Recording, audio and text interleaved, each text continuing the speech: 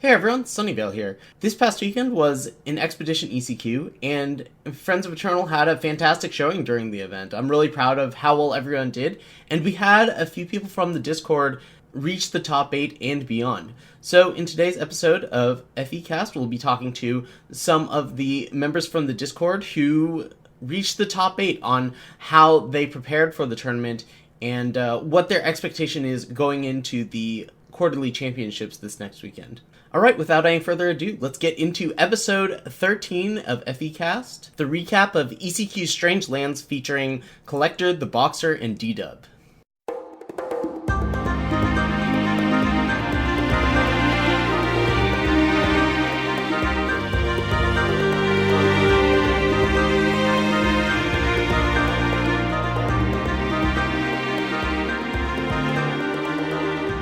Welcome everyone to FECast episode 13. The ECQ was this past weekend, and I am honored to be joined by 3 of the top 8 competitors from that tournament. It was extremely exciting this past weekend. I think the total count was that a third of the top 64 competitors came from the Discord, and 4 of the top 8 competitors. So that's really exciting. Even if I'm no longer in the tournament, it's a lot of fun to have people to cheer on. So who are these people, you ask? Well, let me introduce them. deedub is a longtime member of the FE Discord and has been battling it out, has had some tournament success, and this is a big breakthrough for you. Your first top 4 performance. How are you doing, deedub? I'm good. It was a little surprising to hit top 4. I think I've only been in the Discord since summer, so I don't have much competitive play under my belt, but top 4 was a wild ride. Our next guest is someone who's been in the Discord also for a very long time, has moved on to TRS and has had quite a bit of tournament success. TheBoxer, congratulations on your top 8 performance this past weekend. Thanks. Our third and final guest is no stranger to tournament success. He won an ECQ last year. He also top 4'd another ECQ and top 4'd Worlds. Congratulations, Collector, on your finals appearance this past weekend. Very well done. Thank you. Good to be here. All right, so we have 3 guests from this past weekend's ECQ, and the 3 of them played different decks, which is awesome. I mean, we want to see a wide open a format where there's a lot of deck diversity. Now, of course, the story of the weekend is Argenport and how well it did. I think it had 20 of the top 64 slots. Is that correct? Does anyone know off the top of their head? Yes, 20. Okay.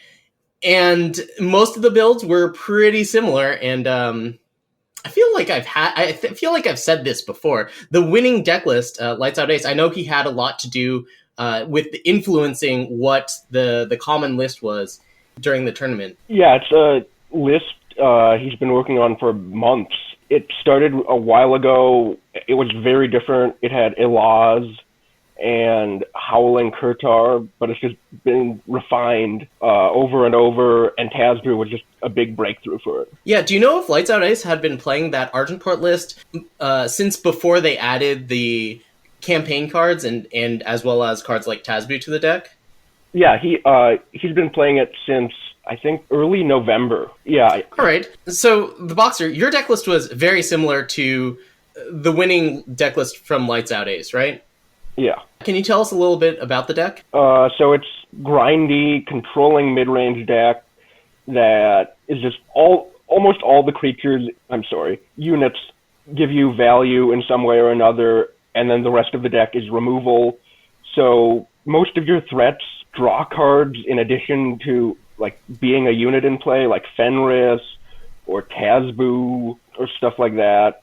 You know, merchants give you value, and then removal pile. Argenport has some of the best removal in the format. Devouring Shadow, Cast into Shadow, and then you get the big top end Vara out of the market. Yeah, I think that one of the huge draws to this deck is Cast into Shadow and Devouring Shadow. Removal in Expedition is not quite as good as it is in Throne, so a card like Cast into Shadow, which might not make it as a 4 of Enthrone, is just absolutely fantastic. In Expedition, not only can you kill 2 monofaction units, but you can also kill, say, a Permafrost in addition to one of your opponent's units, and I think that's a pretty big part of this deck. And another part I forgot a minute ago, was the power base. It has arguably the best, most consistent power base in Expedition. You're practically monofaction. Right. Everything provides shadow in the deck except for one Justice Sigil. All right, so what helped you come to the decision to play this Argenport deck during this tournament? Well, I knew I wanted to play a deck I was comfortable with, so I was hoping to avoid playing any really fast, really aggressive deck. I haven't been playing them as much, and it's not what I like playing. This deck did well in testing. It was one of, if not the best performing decks week after week while preparing for the ECQ. And then what pushed it over the edge was just my team. I guess I can't say unanimously, but a large majority just came to the conclusion together, like, we should play Argenport. And I trust those guys' opinions, so.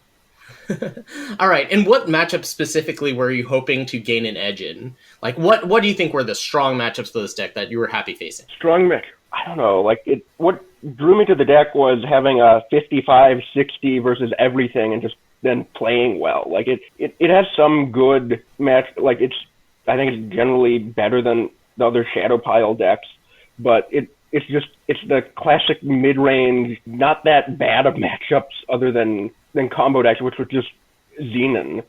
So I just wanted something that wasn't too bad anywhere. All right. Thank you very much. Let's move on. deedub, what did you bring to this ECQ?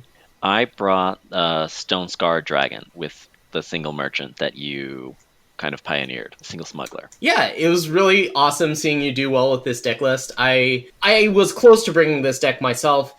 It just has a really strong Elysian matchup, and I think that's a big deal.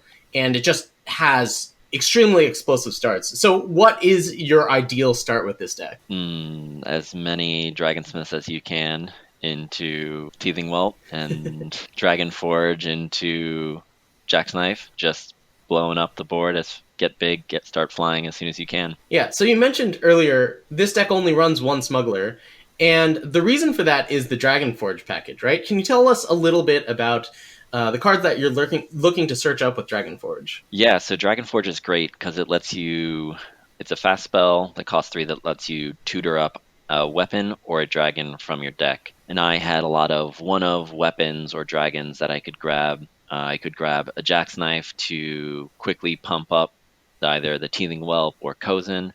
I had a one-of Charchain Flail, which was great against control, or early on it was good with removal, and that was also great with Vorpex's Choice because I could just grab it from the void, bring back, and again swing for cheap, and it would buff bigger. I had Soulfire Drake to just grab and give everything in my deck charge or flying. I had a Clipstrake. I had Carvet, which was great coming in to stabilize against aggressive decks. I could also, what were the other weapons? I had a lot of weapons and dragons to choose from, and they all, I think in most of my matchups, I pulled at least day one, I grabbed all of them at least once. Yeah, that's awesome. I mean, if you have a tutor package, and you end up using all of the tools that you have access to, it's always a great feeling.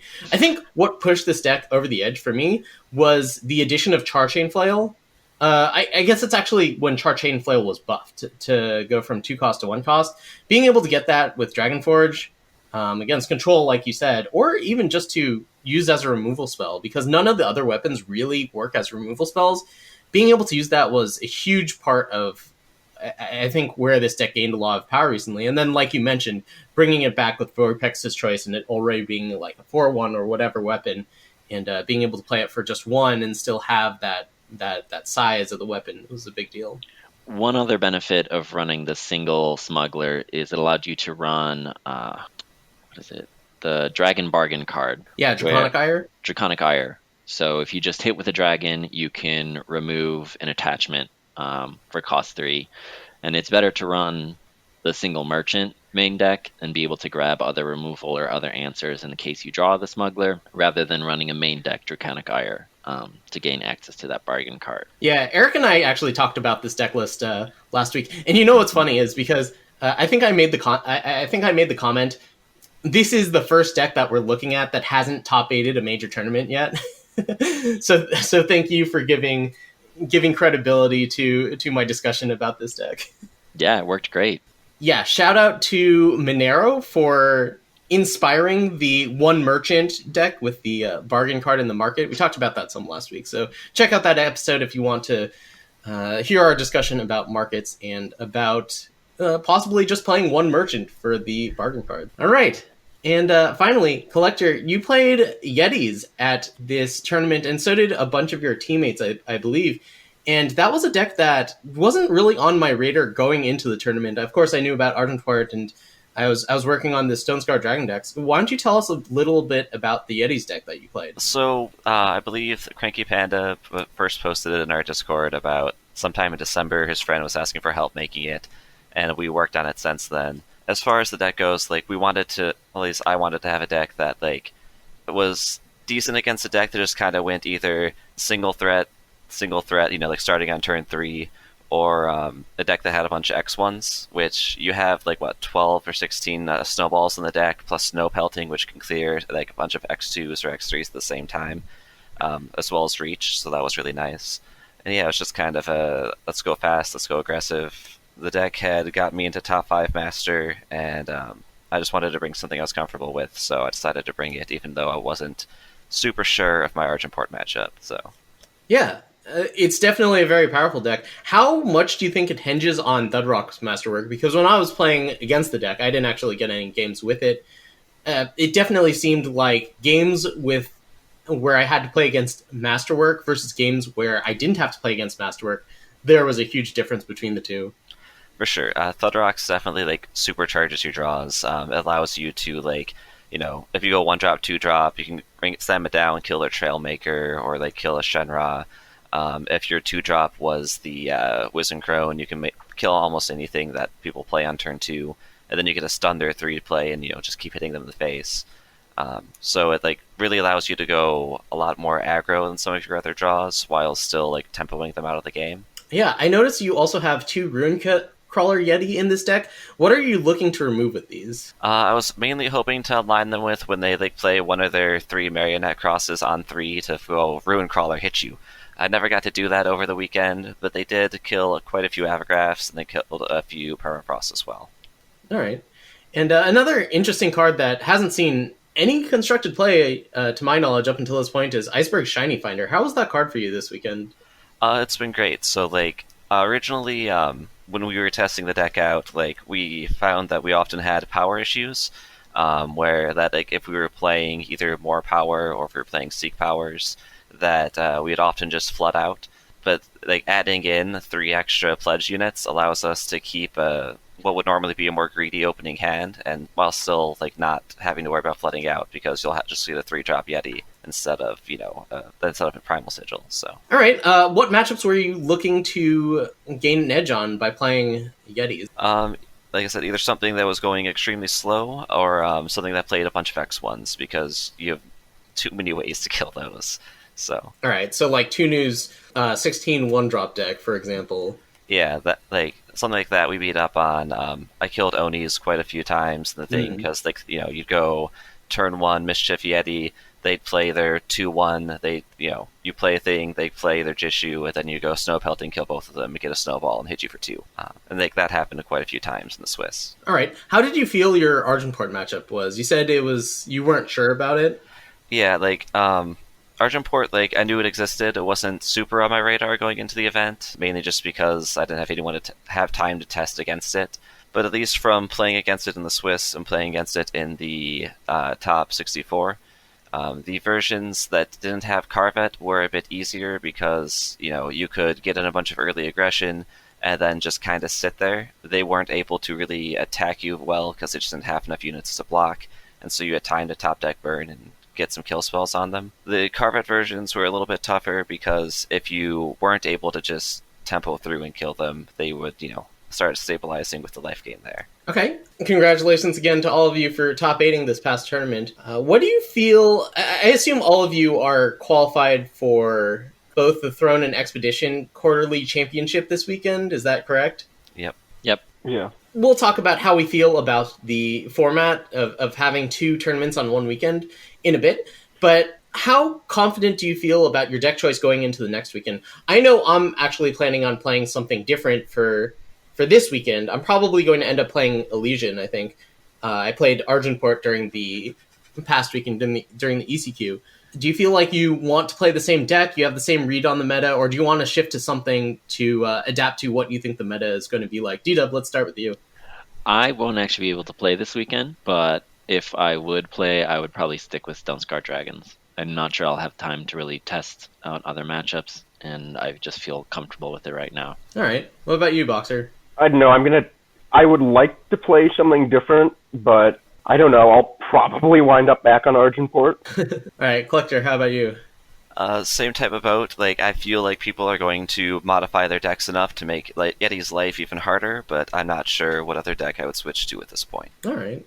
Well, we did mention earlier that Expedition is really wide open, or at least there are a lot of different decks that are viable. We saw not only the big players we expected to see, Yetis, Stone Scar Dragons, Argenport, Elysian during the ECQ, but we also saw a bunch of like 3-faction control decks. European has one that's Time Justice Primal, and Kidlit made the top 8 with one that was Time Justice Shadow. So basically, I mean, Shenra Speaks is the big winner of these decks, and Chamomilk made the top 32 with a Winchest deck. So those are decks that you can succeed with, and I think there's a lot of different options you have when you talk about an expedition tournament. It's not just the decks that we were talking about, in a little more detail today. It's really difficult with so many decks available. I think it's really difficult to find out what the dynamic of how they all interact is. Like, how are you going to get a good matchup against the field? Becomes a very difficult question when you have to keep track of 6 different decks as opposed to like 3. I think one thing that's very important to keep in mind is you should pick a different deck if you have to play in the qualifying Swiss rounds than you would if you were just in the top 64, because like you can just play a deck that's good in open deck lists and doesn't have to slog through the random blues. Some people can. Yeah, I suppose so. I am one such person that's lucky enough to have a bye. I don't think it'll change my deck choice too much, because if I'm just playing Elysian, they know what's coming and it doesn't matter too much. But like, how would you make your deck good in open deck lists? Does that mean just playing a bunch of one-ofs that you wouldn't normally? To me, that means like I'd be more likely to bring something like Argenport, which is good against the entire field if I had to play the top 64. More than just the top 64, compared to like bringing something like the 4-faction control, which maybe I think that's really good against Argenport, but like terrible against some random crap that will pop up in top 64. You want to bring decks that can just do well against the field instead of just the like 2 or 3 decks you think you'll see in the top 64. Yeah. Do you have a buy for that, Collector? For Expedition, yeah. Throne, no. Okay, so let's talk about this quarterly championship weekend that I think is, it's got some people a little happy. It's got some people a little unhappy, and I can definitely see why. So we've got both the Throne qualifier and the Expedition qualifier this weekend. I don't know the times right off the top of my head, but I think it's something like 10 a.m. Pacific for one of the formats and 3 p.m. Pacific for the other of the formats. On the same day on Sunday, and I don't have to play the qualifier, so that's all I have to do. But I know some people are qualified for both qualifiers, which is going to basically take up all day Saturday, right? How do you guys feel about this format? DDub, I know you're not playing this weekend, so we'll skip you if that's all right. Let's go to the Boxer. This is a lot of Eternal. Playing that many games at such a high intent, like it's a lot more intense than ladder. These games drain you. You have a lot more emotion in it, even if it's subconscious. Like this is just bad because you want people to be at their best on Sunday, and having them play a million games on Friday and Saturday. Or wait, no, it's just Saturday, right? Yeah, I think it's just Saturday. I think it's a 3-hour window or something. Yep. Yeah, and like you're gonna get worse games on Sunday because of that. And then there's also putting it in a 3 or 4 hour window. People have lives.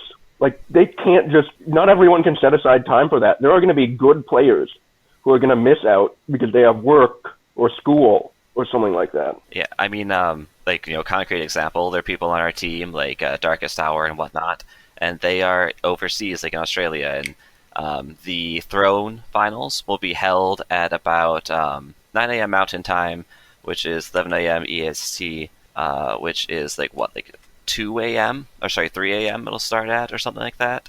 It's kind of insane that people overseas have to wake up at 2 a.m. to start their tournament. Yeah, I think that it's going to be rough for someone around the world. Like, it's difficult to do time zones.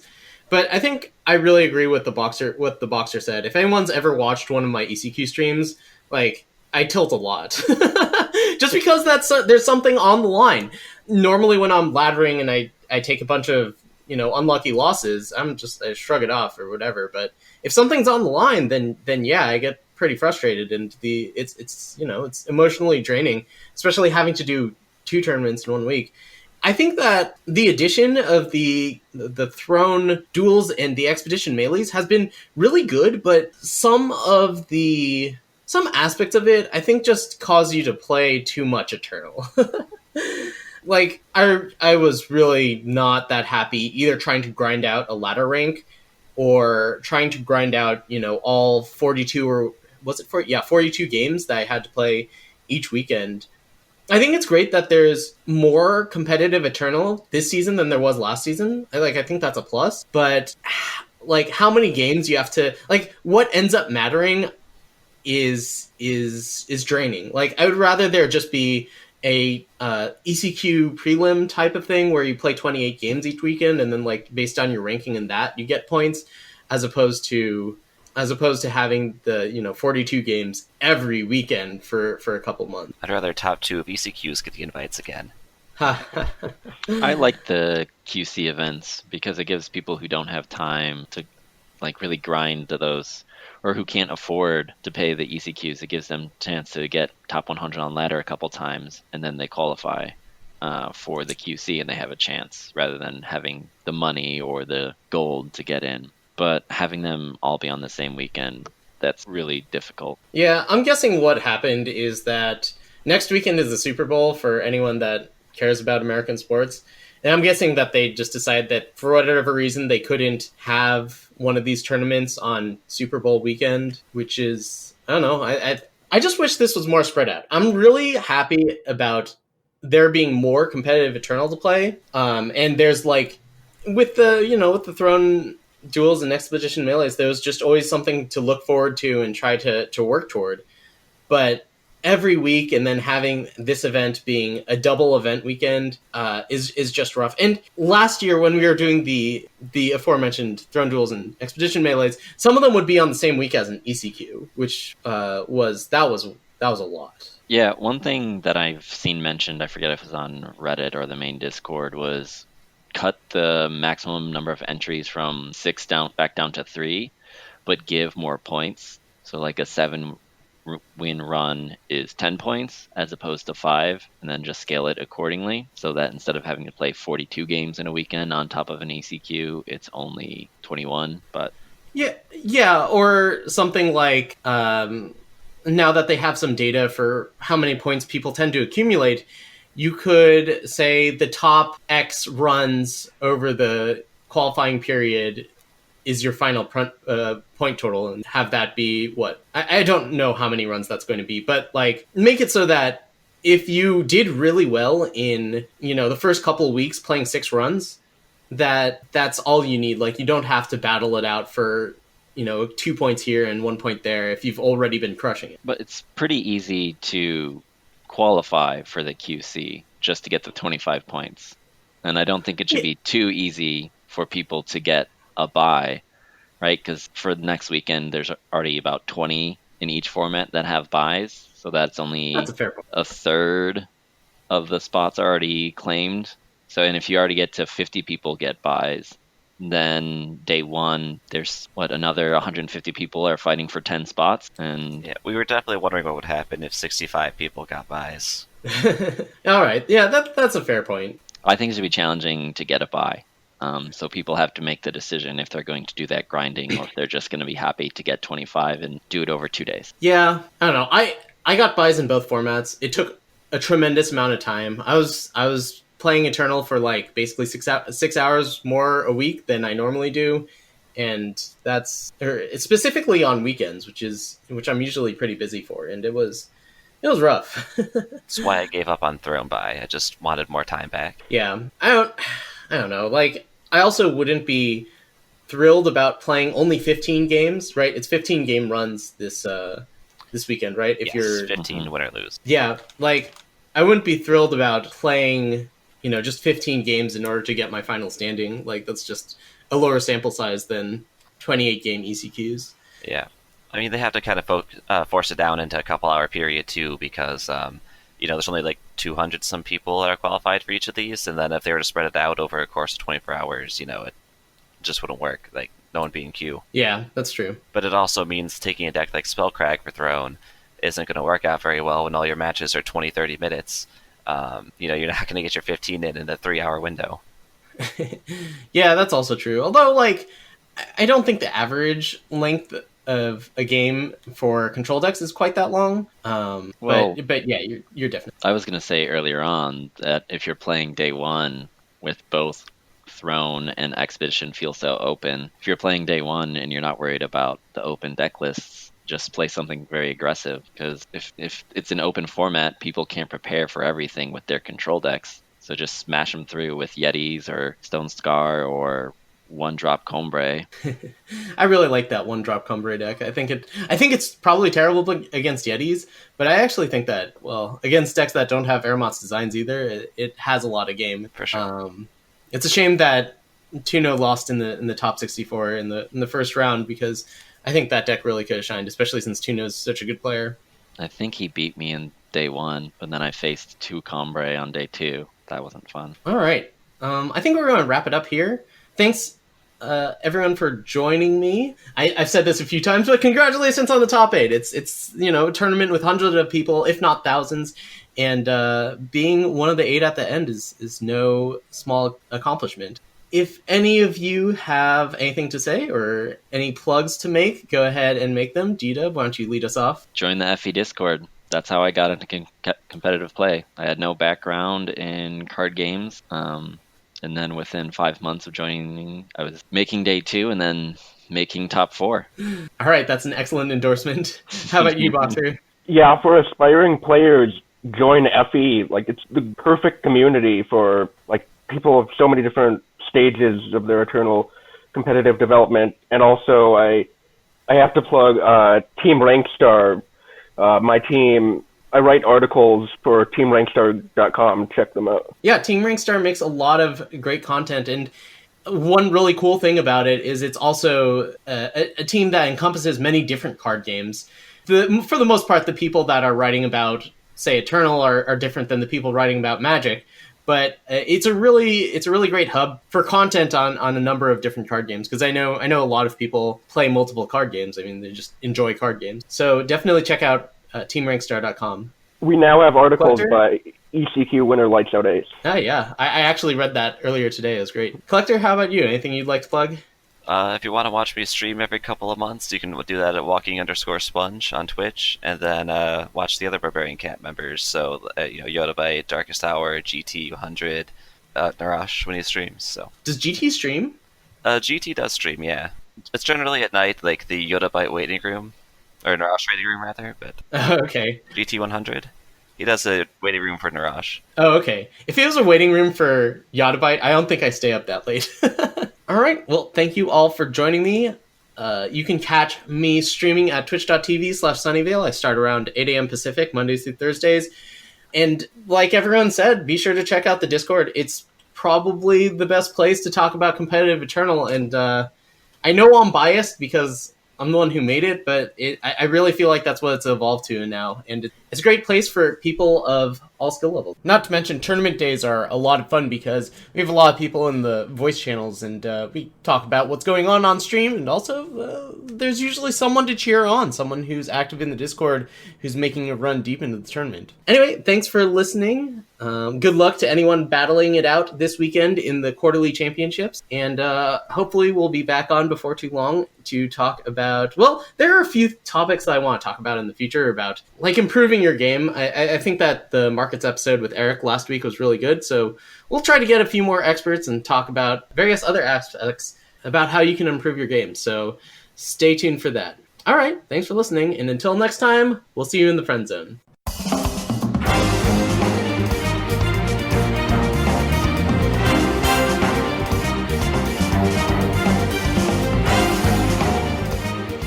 Are you looking for the best place on the web to discuss Eternal with other players? Well, you're in luck because you just found it. The Friends of Eternal community exists to help players reach the next level of their game, whether they're just starting out, trying to hit Masters for the first time, playing their first ECQ, or even trying to take down a tournament. We're players of all experience levels, but we cheer each other on to succeed in our respective endeavors, whatever they may be. So stop on by the Discord and come hang out with us. Thanks for listening to FECast, and until next time, we'll see you in the friend zone.